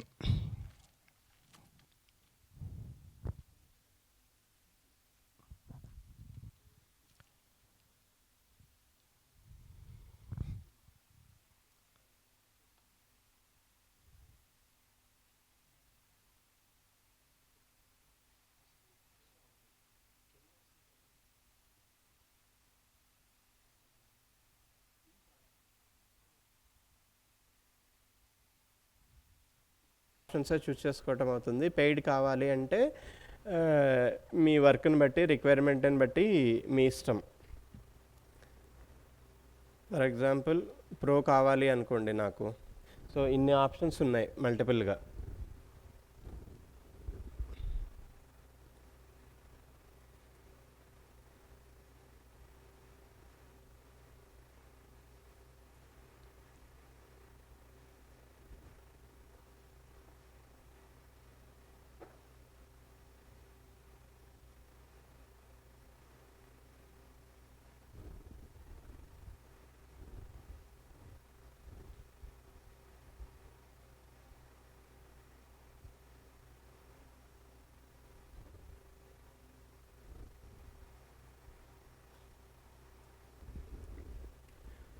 One year 4,000, 1 month 400, 1 week 199, 200 rupees.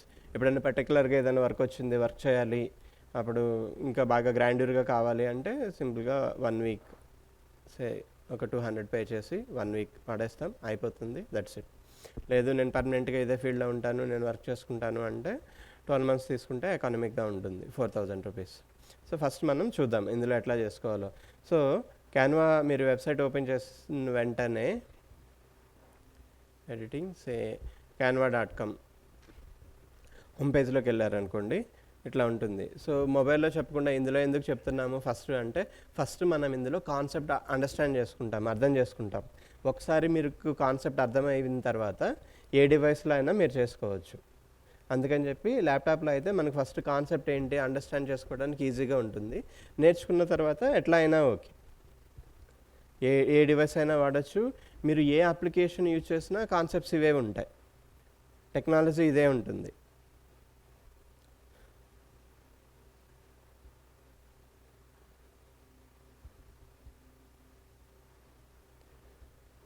So చూడండి ఏమేమి క్రియేట్ చేసుకోవచ్చు. డాక్స్ క్రియేట్ చేసుకోవచ్చు, వైట్ బోర్డ్ క్రియేట్ చేసుకోవచ్చు, ప్రజెంటేషను, సోషల్ మీడియా పోస్టులు, వీడియోసు, ప్రింట్ ప్రొడక్టు, వెబ్సైట్స్ ఇంకా ఉన్నాయి చాలా.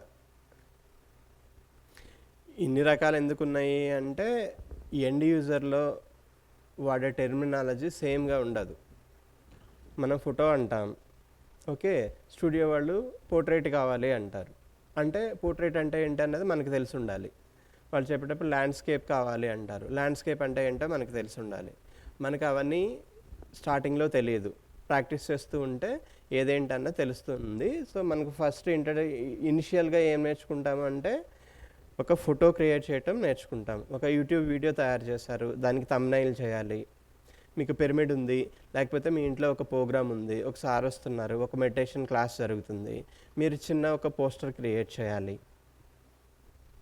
ఇట్లా మనకి పర్సనల్గా మీకు ఒక బిజినెస్ ఉంది, మీకు ఒక షాప్ ఉంది, బిజినెస్ ఉంది, ఆ బిజినెస్కి సంబంధించిన ఒక పోస్టర్ క్రియేట్ చేయాలి.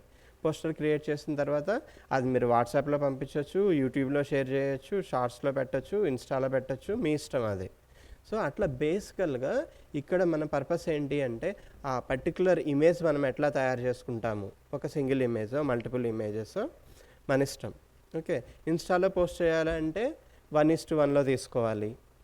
యూట్యూబ్లో వీడియో పోస్ట్ చేయాలి అంటే 16:9 తీసుకోవాలి వైడ్, లేకపోతే ఎక్స్ట్రా వైడ్ అయినా చేయొచ్చు. సో ఇక్కడ పోస్టర్స్ క్రియేట్ చేసేటప్పుడు కూడా ఏం చేస్తాము అంటే జనరల్గా డిఫాల్ట్గా పోస్టర్ యూట్యూబ్ థంబ్నెయిల్ క్రియేట్ చేయాలి.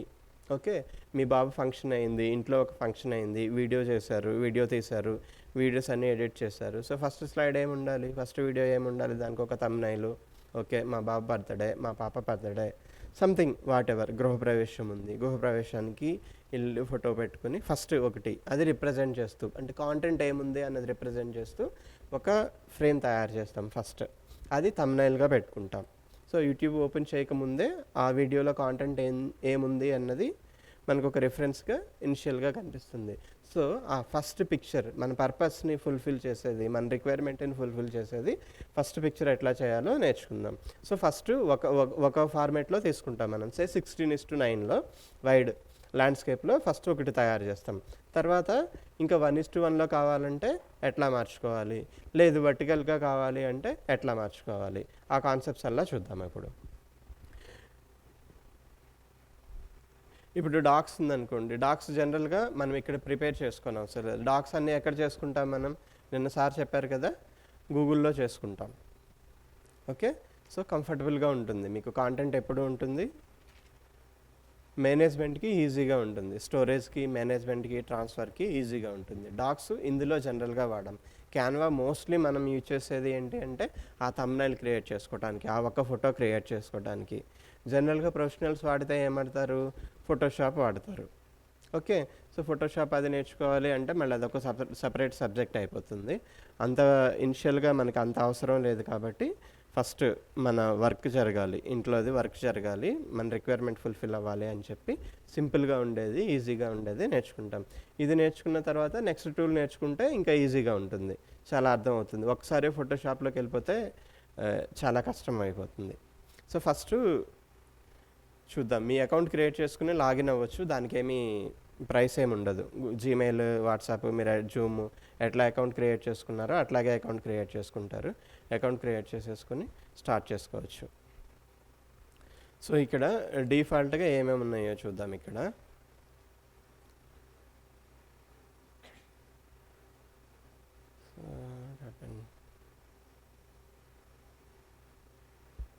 Editing Canva.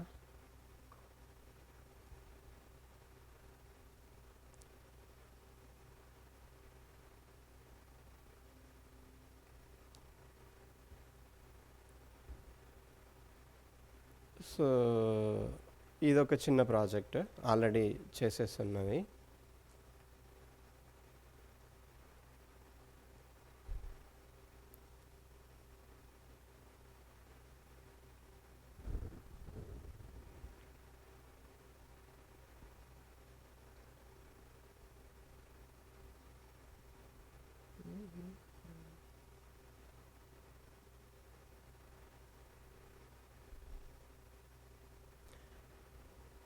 బాలకృష్ణ సార్ది సెవెంత్ క్లాస్ అందరూ అటెండ్ అయ్యారా? ఎంతమంది అటెండ్ అయ్యారు? ఓకే, చాలామంది. Inner journey, very good, very good.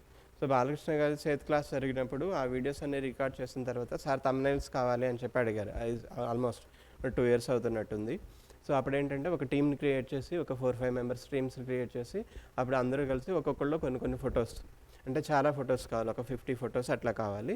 So different people, just ఒక 4-5 మెంబర్స్ జాయిన్ అయ్యి ఇందులో ఈ అన్నీ కూడా క్యాన్వాలోనే క్రియేట్ చేస్తున్నాయి. ఈ ఇమేజెస్ అన్నీ కూడా ఇవి ఫొటోస్.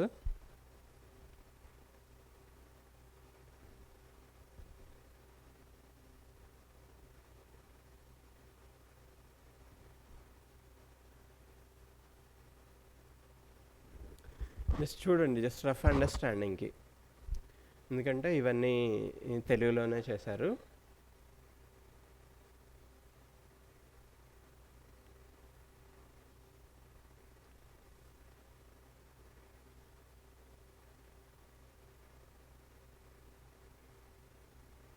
ఓకే, తెలుగే కదా, ఫాంట్స్ అన్నీ తెలుగే కదా.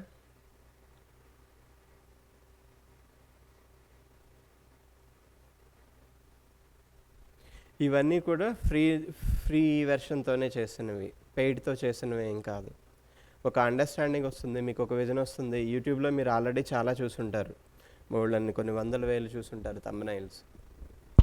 సో పర్టికులర్గా ఒక కాన్సెప్ట్స్కి మనకి ఇంట్లో మన ప్రోగ్రామ్స్కి చేసుకోవాలి అంటే ఎట్లా చేసుకుంటాం? సైజు చెప్పండి, ఎవరైనా చెప్తారా సైజు? ఎక్కడుంది సైజు? కనిపిస్తుందా? జాగ్రత్తగా చూడాలి. చూసారా, సాఫ్ట్వేరే చాలా క్లియర్గా మెన్షన్ చేస్తుంది అక్కడ ఏ రిజల్యూషన్లో చేశారు అన్నది. ఒకవేళ అక్కడ మెన్షన్ చేయలేదనుకోండి, ఈ డాట్స్ ఉంటాయి కదా, ఇది చేసి ఓపెన్ చేసి చూస్తే తెలుస్తాయి అన్నీ. ఇవి ఏంటి అంటే మీకు రిఫరెన్స్కి, ఓకే ఇట్లా చేయొచ్చు, ఈ విధంగా చేయొచ్చు మనము అని. ఇది ఒక మాస్టర్ చేశారు, చిన్మయి అని. ఇవి ఇంకొక మాస్టర్ చేశారు.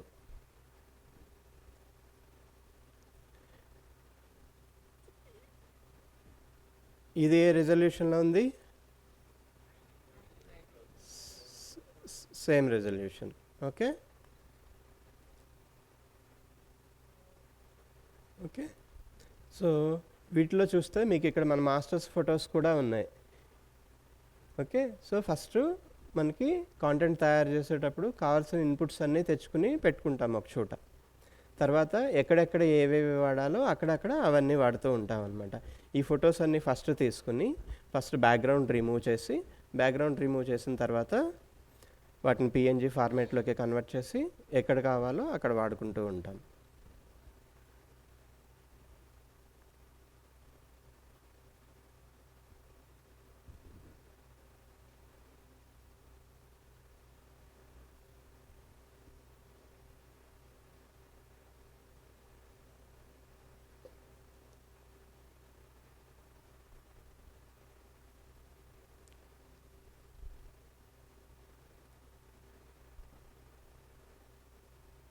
ఓకే. సో మీ క్రియేటివిటీ, మీ ఇష్టం, ఆప్షన్స్ అన్నీ ఉంటాయి. అవన్నీ ఎట్లా చేయాలో చూద్దాం ఇప్పుడు.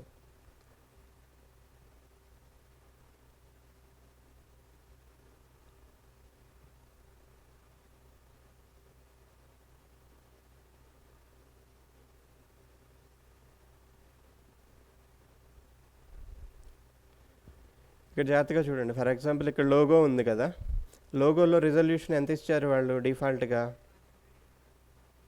500/500 కనిపిస్తుందా ఇక్కడ?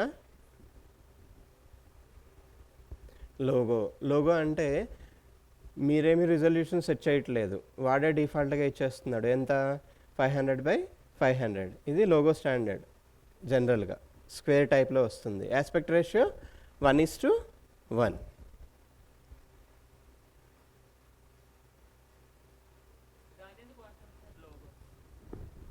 ఏమండి? లోగో అంటే మన కంపెనీని, మన ఆర్గనైజేషన్ని రిప్రజెంట్ చేస్తే ఒకటి ఉంది. ఇప్పుడు ఎయిర్టెల్ ఉందనుకోండి, ఎయిర్టెల్కి ఒక లోగో ఉంటుంది. పిఎంసి ఉందనుకోండి, ఇది పిఎంసి లోగో ఉంది కదా, పిఎంసి లోగో. సో మన ఆర్గనైజేషన్ నుంచి, ఏ ఆర్గనైజేషన్ నుంచి వాళ్ళు వర్క్ జరిగేటప్పుడు చిన్నగా ఒక లోగో పెట్టేస్తే అందులో this is from our company, ఇది మేము వర్క్ చేస్తున్నాము అని. పిఎంసి నుంచి జరుగుతుంది అనుకోండి, పిఎంసి వస్తుంది. ఓకే.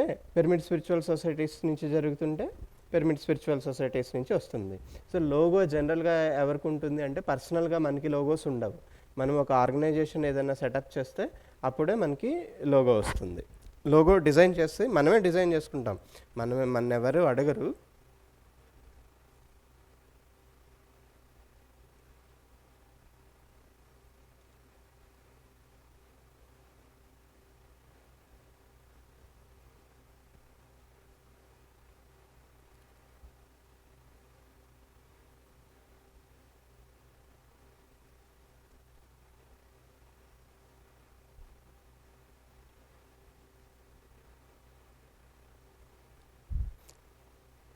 ఇక్కడ ఇన్స్టా రీల్స్ ఉంది. ఇన్స్టాగ్రామ్లో పోస్ట్ చేయాలి అంటే రెజల్యూషన్ చూడండి. ఇది హారిజంటల్ రెజల్యూషనా, వర్టికల్ రెజల్యూషనా? హారిజంటలా? వర్టికల్. ఫస్ట్ నెంబర్ ఏంటి మనకి? ఫస్ట్ నెంబర్ ఏం రిప్రజెంట్ చేస్తుంది? హారిజంటల్గా ఎన్ని లైన్స్ ఉన్నాయో రిప్రజెంట్ చేస్తుంది.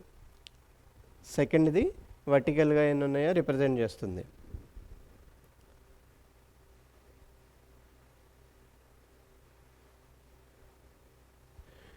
డెస్క్టాప్ వాల్పేపర్ ఉంది, ఇది చూడండి. రెజల్యూషన్ 1920/1080. సో ఇప్పుడు మన రిక్వైర్మెంట్ ఏంటి? ఏ రెజల్యూషన్లో చేయాలని చెప్పాను మన వర్క్? 1920/1080p. సో జనరల్గా అన్ని టీవీస్కి, 4K టీవీస్కి కూడా సరిపోతుంది. ఇది ఫోన్ స్క్రీన్స్కి, యూట్యూబ్కి సరిపోతుంది. సో ఇప్పుడు మనం క్యాన్వా ఓపెన్ చేసిన తర్వాత ఇన్ని ఆప్షన్స్ ఇచ్చారు వాళ్ళు. అన్ని ఆప్షన్స్ ఇచ్చినప్పుడు మనకి తెలియదు కదా, క్యాన్వా మనం ఫస్ట్ టైం ఓపెన్ చేసాము, చూసుకోవాలి అన్నీ. మనకు ఆల్రెడీ ఈ నాలెడ్జ్ ఉంది కదా. సో మన రిక్వైర్మెంట్ని ఫుల్ఫిల్ చేసేది ఏది ఉంది ఇక్కడ? సో ఇప్పుడు మనం రిక్వైర్మెంట్ని ఫుల్ఫిల్ చేస్తూ ఏముంది ఇక్కడ? డెస్క్టాప్ వాల్పేపర్ అని చెప్పి ఒక ఆప్షన్ ఉంది. ఓకే. ఇందులో ఎప్పుడు కూడా బ్లాంక్తో స్టార్ట్ చేసుకోండి. ఇది అలవాటు చేసుకోండి, బ్లాంక్తో స్టార్ట్ చేయటం.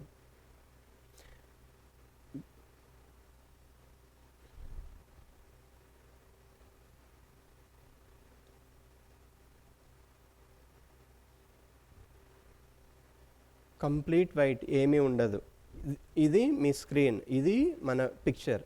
సో ఇప్పుడు పిక్చర్లో ఎన్ని ఆప్షన్స్ ఉంటాయి అంటే, షేప్స్ కావాలి, ఒక షేప్ యాడ్ చేసుకున్నాను.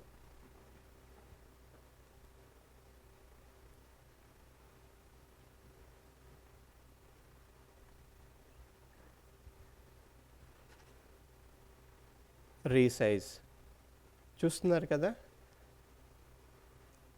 చాలా ఈజీ. మౌస్తో జస్ట్ మీరు మౌస్ మూవ్ చేస్తూ ఉన్నారనుకోండి, తెలుస్తుందా మీకు?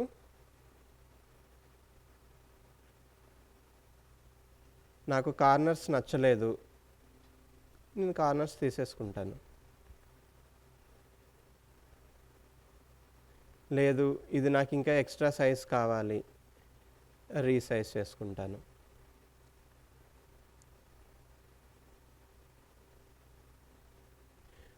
మూవ్ చేయాలంటే క్లిక్ చేసి డ్రాగ్ చేసుకోవటమే.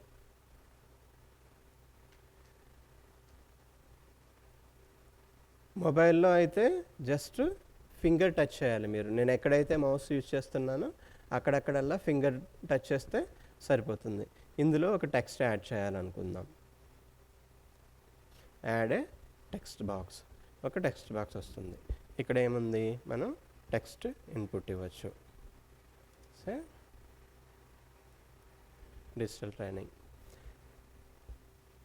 ఈ యాంకర్ సింబల్ ఉంది చూసారా, ఈ యాంకర్ సింబల్ ఎక్కడొచ్చినా సరే మీరు దాన్ని పట్టుకుని మూవ్ చేసేయచ్చు. ఎక్కడైనా సరే స్క్రీన్లో మూవ్ చేసుకోవచ్చు. సో నాకు ఇక్కడ కావాలి, ఇది సైజ్ సరిపోతుందా?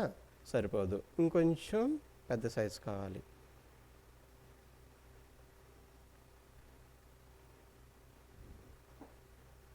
ఇది రొటేట్ సింబల్.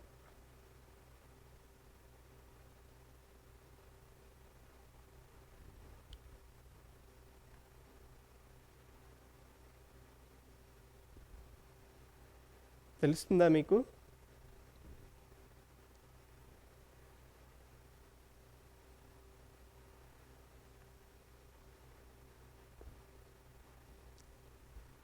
మరి తెలుగు కావాలంటే ఇప్పుడు ఇంకొక టెక్స్ట్ కావాలి, ఇంకొక బాక్స్ యాడ్ చేసుకోవటమే.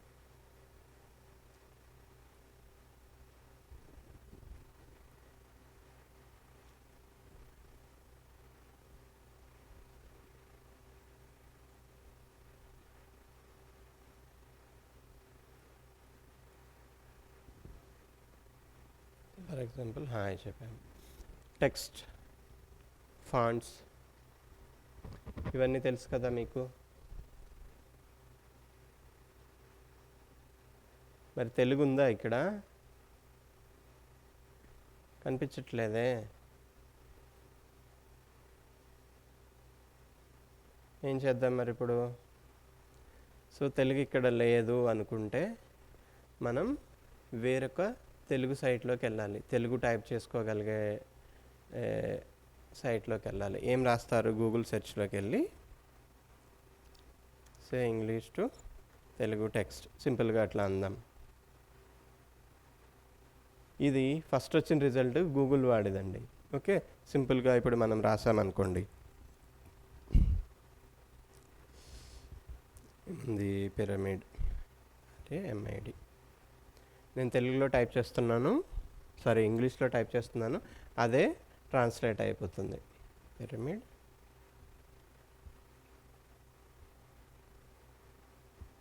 సారీ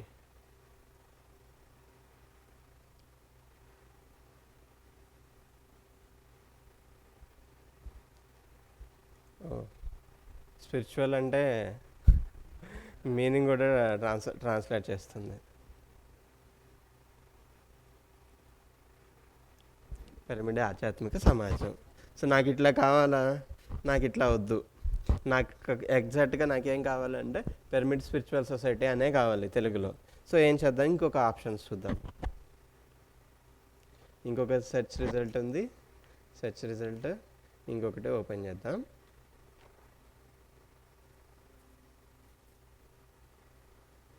స్క్రిప్ట్ లోడ్ అవుతుంది, let it load.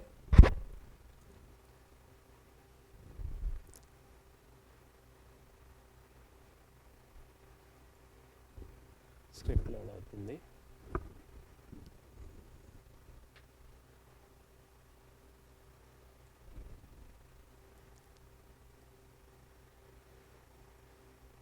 Pyramid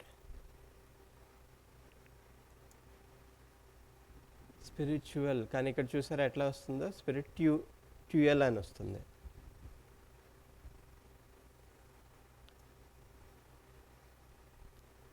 society మనకి జస్ట్ టీ కావాలి, ఇక్కడ టీ అని వస్తుంది. ఏం చేయాలి ఇప్పుడు? Trial and error. స్పెల్లింగ్ని ఇంగ్లీష్ స్పెల్లింగ్ కాకుండా కొంచెం మార్చుకుందాం. సొసైటీ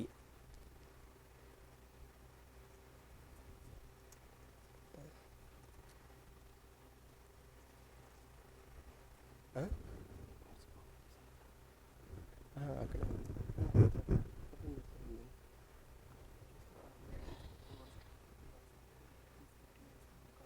ఒక్క నిమిషం, ఇంకోటి ఇక్కడ ఉండాలి.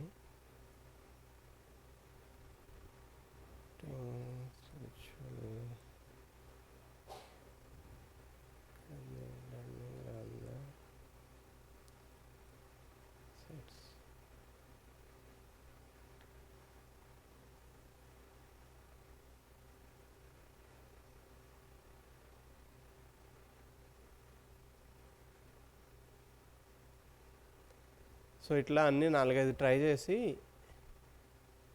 ఒకటి షార్ట్ లిస్ట్ చేసి పెట్టాము.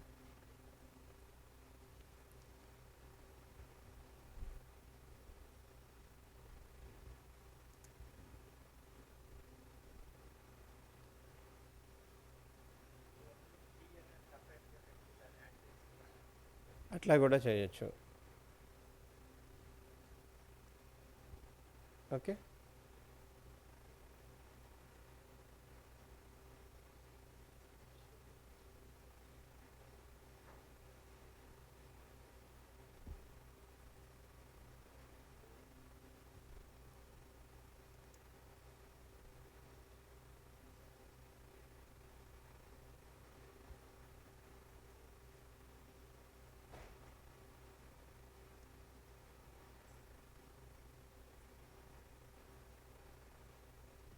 వాట్సాప్లో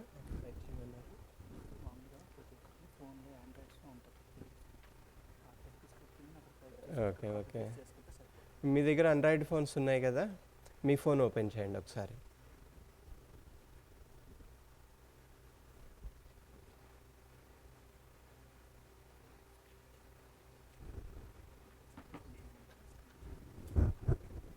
అన్నదా అక్కడి నుంచి చేయండి.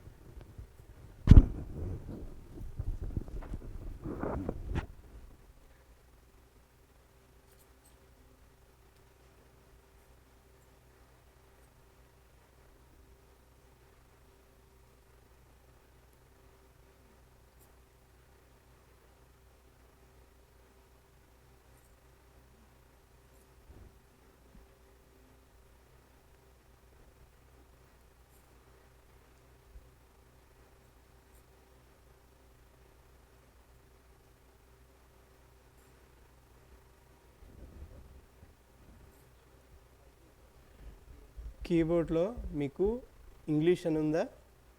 ఒకసారి చూపిస్తారు, ఒక్క నిమిషం.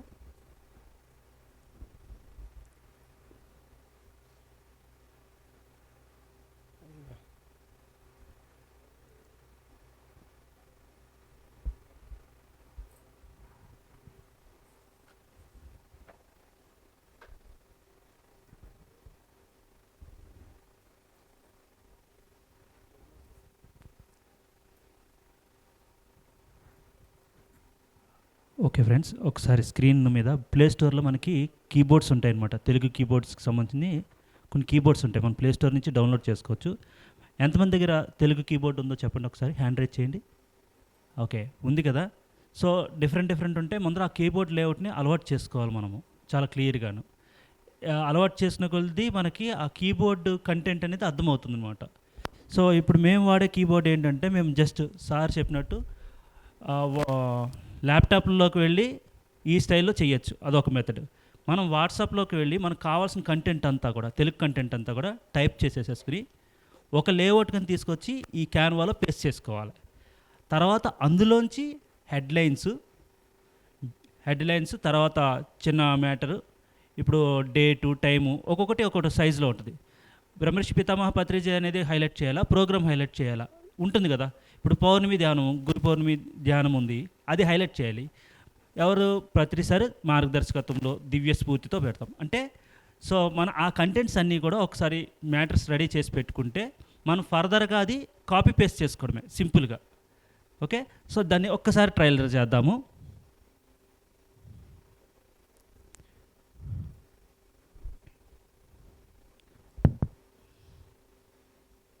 ఇక్కడ చూడండి,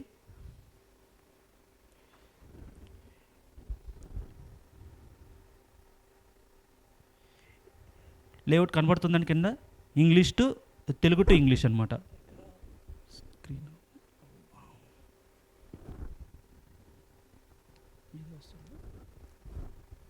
అదే వస్తుంది.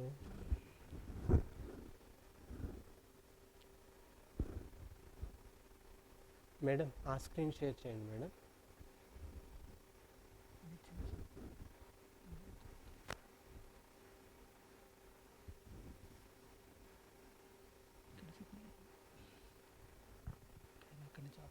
లేదు నేను